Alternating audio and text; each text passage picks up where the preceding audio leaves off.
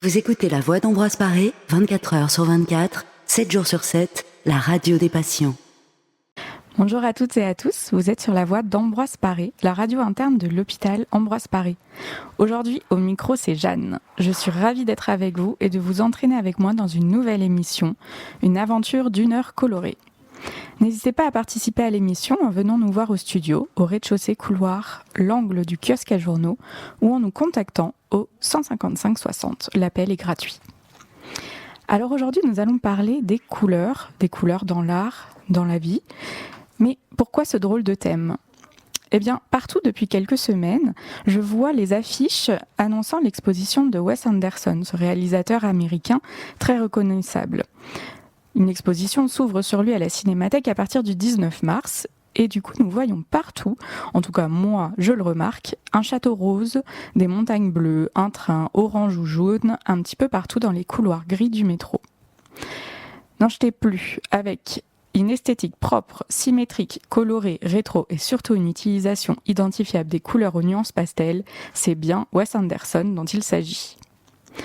Et pour la petite anecdote, le café Luce à la Fondation Prada à Milan est réalisé et designé par justement Wes Anderson à la demande de la Fondation et volontairement avec un imaginaire rétro des années 50.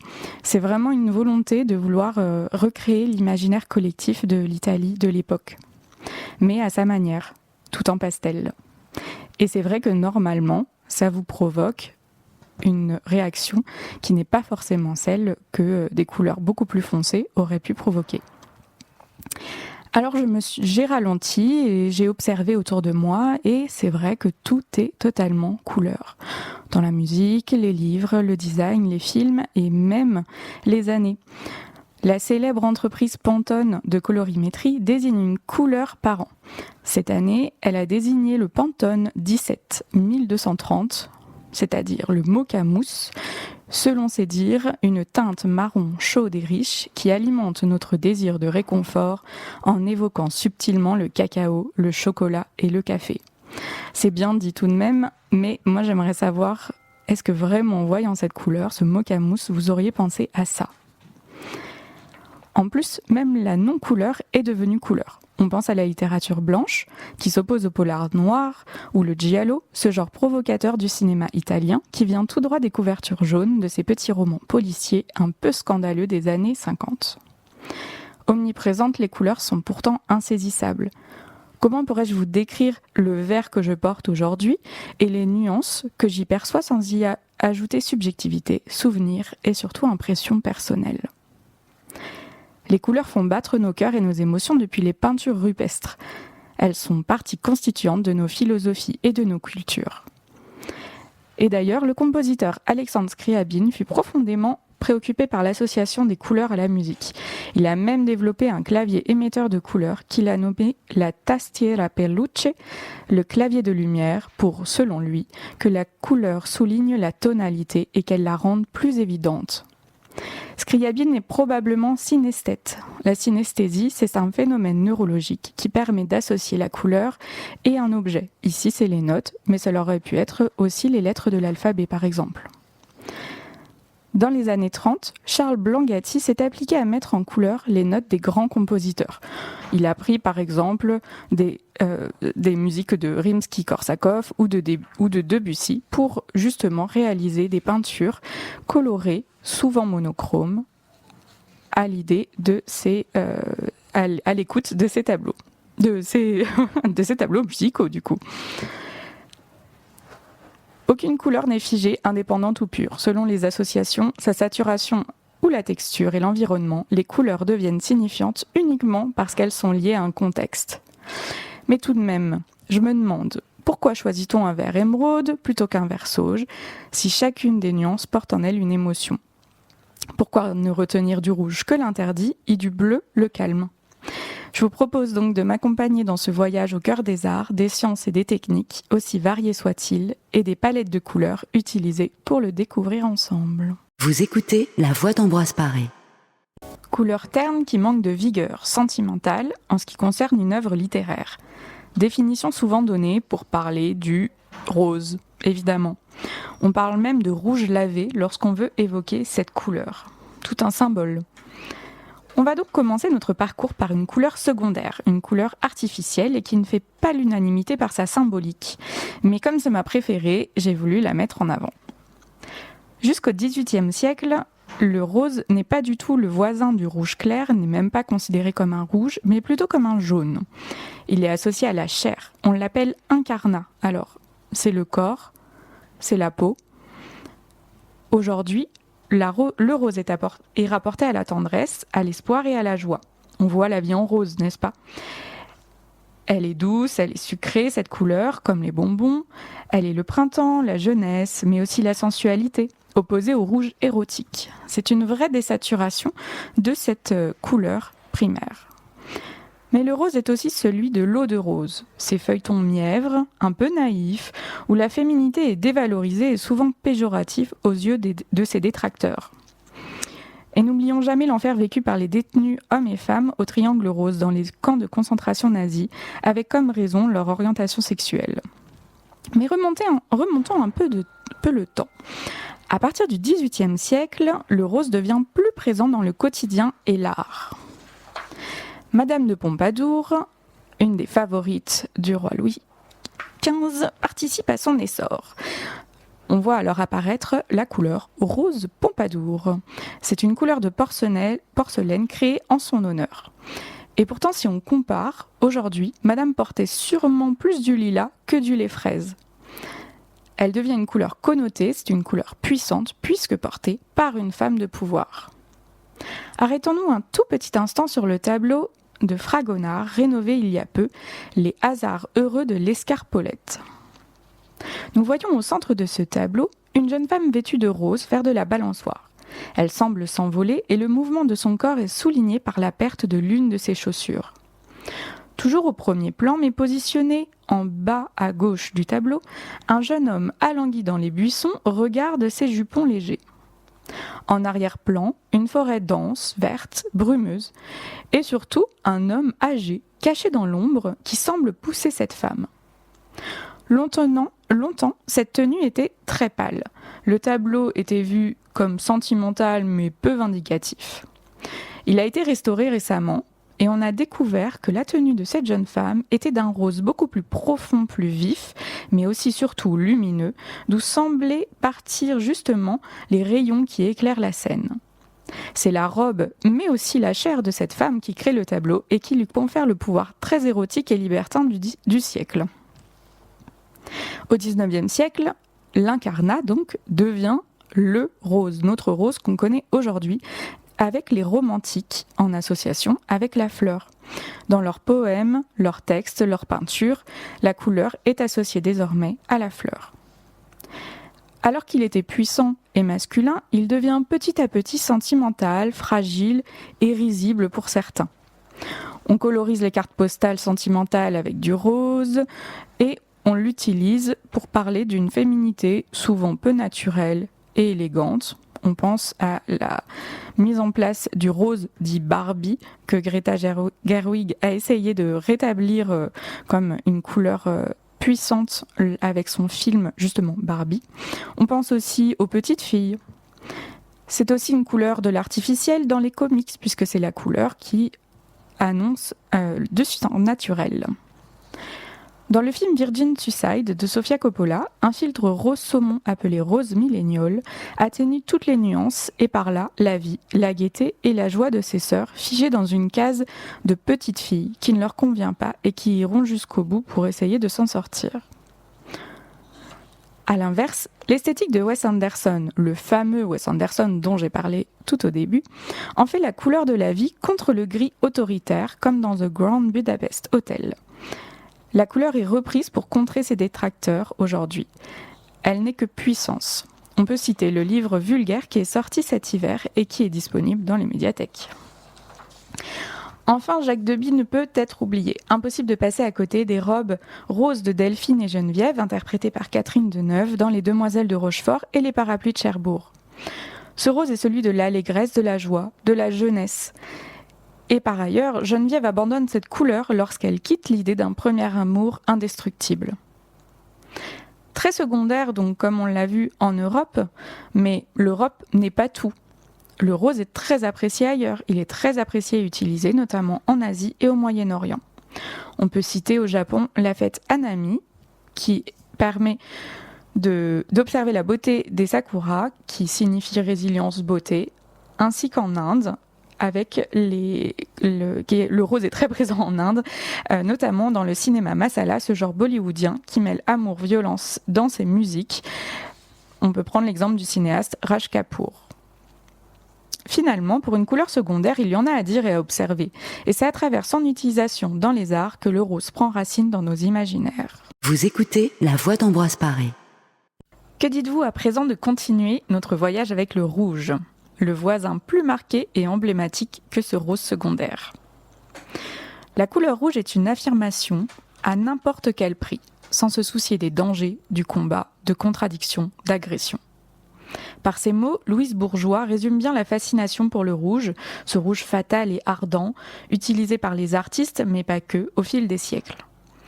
C'est la première couleur à être maîtrisée par les teinturiers. Elle est stable, elle est facile, elle est peu chère. Dès lors, le rouge est partout dans nos vies. Panneaux, cinéma, aliments, même nos joues sont rouges. Notre corps fonctionne grâce au sang et ses globules rouges, notamment. C'est une couleur de symbole. Tout provoque une réaction dès lors que le rouge pointe le bout de son nez quelque part. Reprenons alors. Le rouge est, d'un côté, la couleur sacrée, la couleur de joie, des fêtes, mais aussi du pouvoir. En Occident, c'est la couleur du sacré, de la religion catholique et du pouvoir. C'est le sang et le feu.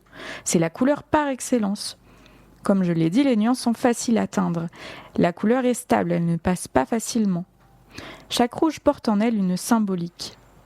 La garance, qui est beaucoup plus facile à obtenir, c'est une plante qu'on écrase, plus facile à obtenir pour teinter les vêtements, est utilisée pour les légionnaires, mais pas pour l'empereur, qui pourtant lui aussi va porter du rouge. Donc dès l'Antiquité, cette couleur est déjà présente. Au Moyen-Âge, elle confirme son rôle de couleur liturgique, plus que guerrière, avec le blanc. Elle devient la couleur du pape. On peut le voir dans pas mal de films qui traitent de la religion catholique, notamment le dernier en tête, Conclave, où on voit le pape tout en blanc et en rouge. C'est aussi la couleur des élégantes. C'est pour les femmes une couleur qui est très classe, très chic, et c'est aussi la robe des mariés. Rubis et grenat sont les pierres les plus convoitées à un moment en Orient et en Occident. Elles sont très rares et donc très précieuses et chères, et beaucoup se combattent pour essayer d'en obtenir. Les couronnes européennes, notamment la couronne d'Angleterre, en est couverte pour cette raison. C'est aussi la couleur de la noblesse en France, depuis toujours. La cochenille, qui est une petite bête, un petit insecte qu'on trouve au Japon, au Pérou, au Mexique, permet aussi des nuances de rouge selon sa filtration et le pH. On l'utilise pour créer de la gomme laque en Asie du Sud-Est. Elle est donc très pratique pour les artistes. En Chine, le rouge, c'est aussi le bonheur. Et puis, lorsqu'il va y avoir les grandes épidémies de peste, le rouge, c'est la couleur protectrice.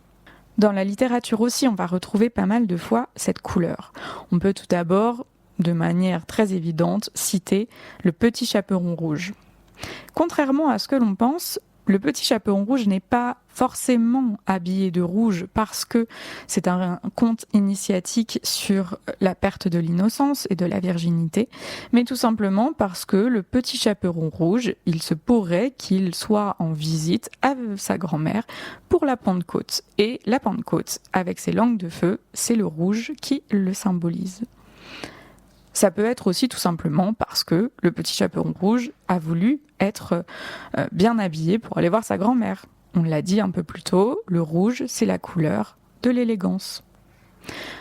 Après, c'est effectivement le sang qui représente la perte de la virginité. Beaucoup de symboles en une seule couleur. On peut aussi citer Le Rouge et le Noir de Stendhal, qui pour moi est le titre qui revient directement lorsque je pense à la couleur rouge. Ça représente la dualité de Julien Sorel et son cheminement ambigu. Noblesse, bourgeoisie, la noblesse est rouge, le bourgeois est habillé en noir. Beaucoup d'ambivalence. En effet, le rouge, c'est le sang du Christ, du vin, des juges, de la virginité, des femmes, de la passion, de la vie. Mais ce sont aussi les feux des enfers, du diable, le rouge qui trahit, qui ment et qui portera préjudice aux personnes rousses, des prostituées, des bouchers, des assassins. Pendant la Seconde Guerre mondiale, l'affiche rouge, affiche de propagande anticommuniste et antisémite allemande contre plusieurs résistants du FTP-MOI, francs-tireurs et partisans main-d'œuvre immigrés, et représentant notamment Misak Manoukian, qui a été panthéonisé il y a peu, est utilisé justement pour renforcer le lien entre le crime et le communisme. Le rouge est utilisé pour faire peur. C'est vraiment la couleur du crime. On peut également citer Rino de la Negra, joueur du Red Star, qui fait partie des 23 fusillés mais qui n'apparaît pas sur l'affiche. Il n'était pas assez cliché pour créer l'effroi selon la pensée nazie. Louis Aragon en a fait un poème qui aura été mis en musique par Léo Ferré. Et j'aimerais juste citer quelques petites strophes justement de ce poème qui s'appelle « Strophes pour se souvenir ». Vous n'avez réclamé la gloire ni les larmes, ni l'orgue, ni la prière aux agonisants. 11 ans déjà que cela passe vite, 11 ans. Vous étiez servi simplement de vos armes, la mort n'éblouit pas les yeux des partisans. Vous aviez vos portraits sur les murs de nos villes, noirs de barbe et de nuit hirsutes menaçants. L'affiche qui semblait une tache de sang, parce qu'à prononcer vos noms sont difficiles, y cherchait un effet de peur sur les passants. Nul ne semblait vous voir français de préférence. Les gens allaient, sans yeux pour vous le jour durant, mais à l'heure du couvre-feu, des doigts errants avaient écrit sous vos photos « Mort pour la France ». Et les mornes matins en étaient différents. Tout avait la couleur uniforme du givre, à la fin février, pour vos derniers moments, et c'est alors que l'un de vous dit calmement « Bonheur à tous ceux qui vont survivre. Je meurs sans haine, en moi, pour le peuple allemand. » On voit que Louis Aragon utilise énormément de couleurs pour refléter ses émotions. Le rouge, le noir, le givre, donc on voit bien le bleu de l'hiver et surtout du mois de février. On va passer sur une autre utilisation du rouge, un petit peu plus loisir, avec le cinéma, puisque avec le Technicolor, le cinéma représente le rouge en permanence pour les scènes de feu, d'incendie et de danger. L'utilisation du rouge devient l'outil du drame. C'est de la passion à l'état pur, incandescente. On peut par exemple citer l'affiche de Autant en emporte le vent et sa scène finale. Almodovar, le célèbre réalisateur espagnol, utilise la couleur rouge dans chacun de ses films. Vous pouvez remarquer, vous pouvez observer à chaque fois que vous regardez un de ses films, où est le rouge. Il y a toujours une porte, une robe, un rouge à lèvres. En effet, depuis le Moyen-Âge, la lanterne rouge signale les maisons closes, mais surtout les maisons où le spectacle se fait. On va retrouver ce rouge avec les fauteuils, dans les salles de théâtre, les rideaux rouges, et donc ces lieux de plaisir et de fête. Mais on dit aussi que c'est la couleur du sang, et on a raison de le dire. Lorsqu'on regarde des films de Tarantino ou de Peter Jackson, notamment Branded, on voit que le sang est utilisé pour justement créer du grand guignolesque avec un jeu de surenchère. Enfin, le rouge, c'est aussi le rouge de colère, de la honte et donc de la non-maîtrise de soi. En cela, il va réellement s'opposer avec le bleu, et ce depuis le XVIIIe siècle. En effet, tout les oppose, mais aussi tout les rapproche. Le bleu est froid, le rouge est chaud. Le rouge est révolution, le bleu est conservatisme. Le bleu, c'est le roi, le rouge, c'est le peuple. Encore aujourd'hui, le drapeau rouge se veut drapeau rassembleur et internationaliste. La guerre, c'est le rouge, la paix, c'est le bleu. Les salles de théâtre avant étaient bleues, justement en signe pour la royauté, mais aussi pour mettre en valeur les femmes spectatrices. On trouvait que ça leur allait mieux au teint. Puis elles sont devenues rouges pour contraster avec le public et la scène à partir de la Révolution française. Au cinéma, on a aussi cette facilité scénaristique à utiliser l'opposition entre ces deux couleurs. On peut citer par exemple Star Wars et les sabres laser qui, pour les méchants, sont rouges, pour les gentils, sont bleus. Cette dualité se trouve aussi dans Crimson Peak. C'est un film fantastique de Guillermo del Toro. Je cite Guillermo del Toro. La direction artistique du film s'articule autour de 2 chapitres distincts. La première partie se passe aux États-Unis où tout est or, sépia et teinte tabac, les couleurs du progrès et de la vie. Quand on se rend à Crimson Peak, tout devient sombre et froid et terrifiant. Vous écoutez La Voix d'Ambroise Paré. Si vous venez de nous rejoindre, tout d'abord, bienvenue. Nous sommes sur La Voix d'Ambroise Paré, le canal 60 de votre téléviseur qui vous accompagne le temps de votre hospitalisation. Et nous voyageons aujourd'hui à travers les couleurs et leur utilisation dans les arts. En octobre 1994, Let Love In sort. C'est le 8e album de Nick Cave and the Bad Seeds dans lequel on retrouve la chanson Red Right Hand. La couverture de cet album est très intéressante. Elle est surtout rouge. On voit un corps avec des cheveux roux. C'est un corps bleu et froid.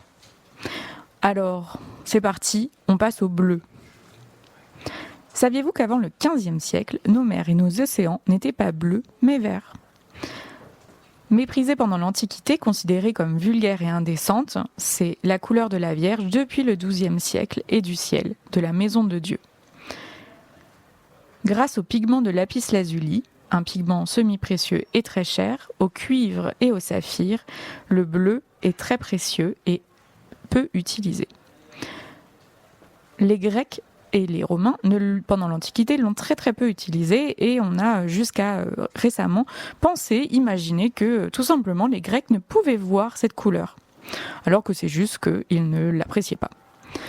C'est différent en Égypte puisque le bleu est le plus ancien pigment artificiel utilisé par l'humain et qu'il est signe de bonheur, il est lumineux, il est franc et malgré les nuances, il est très utilisé. Il est issu alors du cuivre.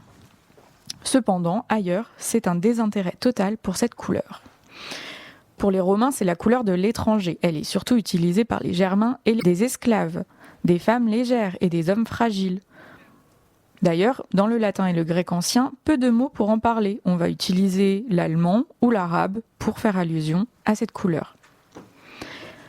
Lorsqu'on parle de la couleur bleue, on pense, en tout cas en tant que bibliothécaire, on ne peut que penser à l'album de Nadja, Chien bleu, qui est un album vraiment emblématique et qui traite de l'autre et de la différence. On retrouve bien du coup cette symbolique du bleu. Au XVIIIe siècle, Jean Helotte, un chimiste, déclare « Rien n'est peut-être plus bizarre que le procédé par lequel on obtient le bleu de Prusse. Et il faut avouer que si le hasard ne s'en est pas mêlé, il a fallu une profonde théorie pour l'imaginer. » Cette phrase résume bien les difficultés causées par le bleu au teinturier. C'est une couleur qui est instable, qui est chère, qui passe, elle ne vieillit pas bien et elle est très difficile à obtenir. Par exemple, le bleu de Prusse, c'est un bleu qui, lorsqu'on crée cette couleur, paraît très profonde. C'est un bleu-vert qui tire un petit peu sur le noir. On pense qu'elle est très couvrante. Eh bien non, pas du tout. C'est une des couleurs les moins opaques qu'il puisse exister. Et il faut vraiment la saturer au maximum pour qu'elle puisse prendre le dessus sur les autres. Et le bleu de Prusse, sa petite histoire, c'est un peu comme pour la tarte tatin. C'est un accident. Il n'y avait pas du tout de volonté de le créer, mais on voulait créer du rouge et on l'a renversé. Et voilà, on obtient le bleu de Prusse. Pourtant, au XIIe siècle, on a un vrai tournant on voit un vrai tournant pour cette couleur et le bleu devient une couleur très importante en Occident. En effet, Dieu devient le Dieu de lumière et du coup, la lumière devient bleue. Le bleu devient divin pour les vitraux, par exemple, avec le bleu de Chartres, qui est issu du cobalt, et qui seront commandés par l'abbé Sugère pour contrer les ténèbres sur la cathédrale. Un élément des armoiries royales en France est bleu, et ce pour se différencier des autres rois chrétiens. On l'a dit un peu plus tôt, le rouge, c'était la couleur de la noblesse. Oui, mais bon, en France, on veut se différencier et pas faire comme les autres. Et du coup, le roi décide de d'être représenté par un lys, pour la paix, sur un champ bleu. On retrouve alors là notre idée de nature. Les rois s'habillent en bleu, les aristocrates aussi, et donc de plus en plus de nuances de bleu apparaissent. On a une vraie guerre des teinturiers entre pays de cocagne, issus des feuilles de pastel, c'est-à-dire les territoires au sud, et les producteurs de garance, donc du rouge, qui est aussi une plante, mais qui se situe surtout en Alsace. Il est très important de noter que comme tout, il faut nuancer les choses. Certes, le bleu, c'est le calme, c'est la paix, mais l'expression pays de cocagne signifie maintenant aujourd'hui un paradis terrestre plein d'abondance, de richesse, un petit peu, même complètement, à l'opposé du symbole que le bleu va prendre, notamment avec les jansénistes, puisque du coup, elle devient couleur morale et vertueuse, à l'inverse du rouge et du jaune, trop voyant et énormément utilisé dans les représentations catholiques. Le bleu est donc très religieux. Par tradition, c'est une couleur sage et conformiste.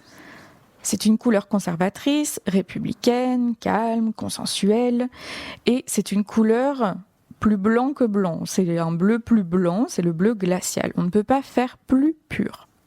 Au XVIIIe siècle, le système colométrique passe à 6. C'est une période de classification et de symboles. Le bleu devient alors l'opposé du rouge, comme on l'a vu un peu plus tôt. Donc la couleur de la paix, on peut voir le drapeau de l'Europe, les casques bleus contre le rouge militaire et sanguinaire, le rouge du crime. Si le bleu est aussi de plus en plus présent, il faut le mettre en parallèle avec l'histoire de l'Occident et ses colonies. En effet, à partir du XVe siècle, l'Europe va de plus en plus voyager et coloniser les différentes terres en Asie, en Amérique, en Afrique. Et du coup, ils découvrent là une nouvelle plante, l'indigo. Et l'indigo, c'est merveilleux, ça tient bien, ça se teinte bien et ça ne passe pas aussi facilement. On va du coup l'utiliser de plus en plus. On va également découvrir d'autres couleurs, d'autres pierres, notamment avec le lapis lazuli en Afghanistan, qui va permettre de créer le bleu outre-mer. Outre-mer, c'est une couleur noble et encore aujourd'hui on ne la mélange pas. Elle est brillante, elle est dense, elle est stable, mais elle est extrêmement coûteuse et très difficile à fabriquer. Les pigments sont de plus en plus nombreux et sont de plus en plus utilisés par les artistes pour créer leurs recettes uniques et personnelles. On pense à Klein qui crée du coup le bleu Klein, mais comme je vous l'ai dit aussi au départ, le bleu de Prusse. Beaucoup d'artistes vont aussi l'utiliser, notamment pour les aider à rehausser leurs esquisses avec le blanc. Degas, par exemple, avant de peindre une de ses danseuses, il va réaliser un brouillon sur un papier bleu qui va lui permettre de voir les volumes plus facilement. Il est aussi très utilisé pour la perspective chromatique où le bleu en arrière-plan renforce l'horizon atmosphérique, notamment avec la technique Tiffany pour les vitraux et le travail du cuivre dans l'art contemporain, encore aujourd'hui, qui est vraiment utilisé pour donner un aspect féerique, magique et du ciel. Arrêtons-nous un tout petit instant sur un nouveau tableau. C'est Le moine au bord de la mer de Caspar David Friedrich.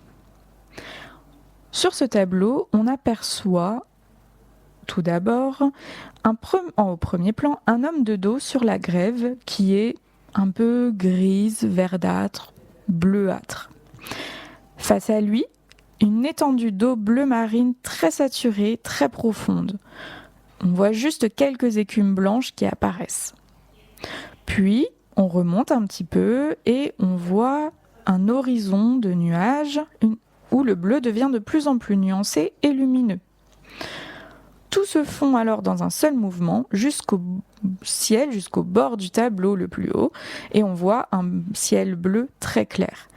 Ici, on n'utilise quasiment que cette couleur bleue, mais grâce aux saturations et aux nuances, le peintre réussit à créer des volumes et on voit totalement du coup se dessiner sous nos yeux un paysage vivant. Le bleu, c'est aussi la couleur des romantiques, notamment allemands, de la rêverie. On peut citer, beaucoup plus récent, la chanson Ce rêve bleu dans Aladdin de Disney. L'école artistique der Blaue Reiter, le cavalier bleu, créée par Vassili Kandinsky et Franz Marc, joue aussi avec cette puissance du bleu pour atteindre la transcendance spirituelle par la couleur. Et vraiment, dans cette théorie chromatique, le bleu, c'est le top of the top. Toutefois, il est décrié par certains car il est justement trop conventionnel, trop caractérisé dans sa symbolique et il ne permet pas assez à l'imagination de prendre sa place. En lien avec les romantiques allemands, on va avoir aussi un bleu très mélancolique qui va se détacher. On peut parler de bluette par exemple dans notre langue. Au cinéma, on va avoir l'utilisation du bleu avec Wong Kar-wai qui est un réalisateur hongkongais, qui va utiliser énormément de filtres pour bleuir certains de ses passages, en montant certains de ses films, justement pour évoquer la mélancolie, l'amour passé, la nostalgie. Voilà, rien de très joyeux à ce moment-là. On peut aussi parler du néon, du fameux néon dans La La Land de Damien Chazelle, qui est aussi représentatif de cette histoire d'amour qui, bon, je ne vais pas spoiler, donc je m'arrête ici. La période bleue de Picasso, c'est vraiment aussi sa période de tristesse, elle est sombre. Ses tableaux sont alors anguleux, pleins de résignation, de désespoir. Ils représentent des marginaux, souvent des musiciens ou des prostituées. Dans la science-fiction aussi, on va retrouver cette symbolique de mortifère du bleu, avec par exemple Blade Runner, ou dans Suspiria, le film de Dario Argento, qui est donc un giallo, on va retrouver les lueurs bleues qui vont créer une atmosphère effrayante et vraiment surnaturelle. Et puis attention, parfois le bleu, on joue quand même avec et puis on l'utilise pour le dévoyer. À la fin des années 40, Michael Powell réalise Le Narcisse Noir. C'est un film qui se passe dans le Darjeeling, où, du coup, en Inde, le bleu est associé au deuil et à Krishna, et donc à l'amour érotique. Il va jouer avec les couleurs, il va créer un véritable contraste avec le blanc immaculé des bonnes sœurs, puisque ça raconte l'histoire de jeunes nonnes qui viennent vivre dans un ancien harem qui devient un couvent.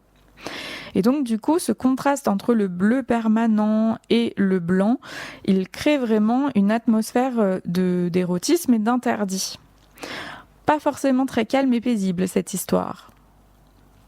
Et enfin, le bleu est aussi dans les arts la couleur des idées noires. Blue Devils et les Blue Notes, proches des Lamentations, en sont la preuve. La musique blues est née des souffrances et des travaux endurés par les esclaves afro-américains du Sud ségrégationniste. À la base, chant de travail, chant spirituel, il raconte l'adversité, la douleur, mais aussi l'espoir et la résilience. C'est la musique du diable qui s'oppose au chant liturgique des blancs esclavagistes. Qualifiée tardivement de blues par un certain argot, cette musique imprègne tous les mouvements musicaux américains descendant par ses thèmes universels. Vous écoutez La Voix d'Ambroise Paré. Et voilà, notre petit voyage s'arrête ici pour aujourd'hui. Merci d'avoir suivi mes pérégrinations colorées, et il en reste tant à dire, vous vous en doutez. On n'a pas fait le vert, le orange, le marron ou encore le violet, mais ces couleurs vont conserver leur secret pour le moment. J'espère vous avoir apporté couleurs, nuances et saturation dans votre journée, et je vous souhaite une bonne fin d'après-midi. Retrouvez la suite des programmes de La Voix d'Ambroise Paré et suivez notre action sur le site internet et notre Facebook. La Voix d'Ambroise Paré est aussi sur Internet. Suivez l'actualité de La Voix d'Ambroise Paré sur notre site et sur notre page Facebook.